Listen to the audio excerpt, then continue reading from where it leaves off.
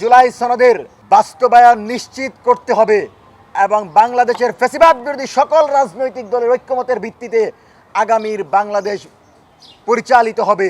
সেক্ষেত্রে আওয়ামী পৃষ্ঠপোষক জাতীয় পার্টি 14 দল বাকশালী মুজিববাদী কোনো রাজনৈতিক দলের সাথে এই সরকার সংলাপে যেতে পারবে না।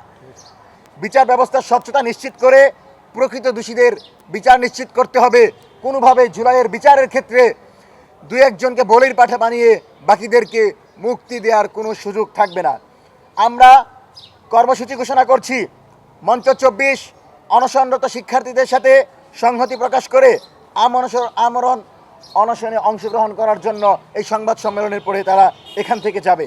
দেশব্যাপী জনতার রায় বাস্তবায়নে এবং দাবি আদায়ে জনসংযোগ ও লিফলেট বিতরণ কর্মসূচি ঘোষণা করছি।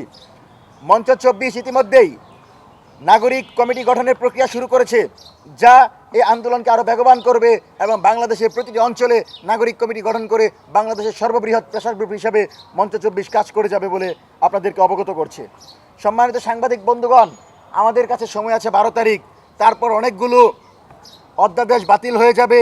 12 তারিখের আগে পদক্ষেপ নেন। 12 তারিখে যেন আমাদেরকে সরকারের বিরুদ্ধে না নামতে হয়। অনেক কষ্ট, অনেক রক্ত, অনেক ত্যাগের বিনিময়ে কিন্তু আজকে আপনারা বসেছেন। সুতরাং আবারও যদি আমাদেরকে নামতে হয় তাহলে আপনারা আমাদের প্রতিপক্ষ হবেন, আমাদের শত্রু হবেন, এটা অত্যন্ত স্বাভাবিক। এটা আমাদের জন্য লজ্জাজনক।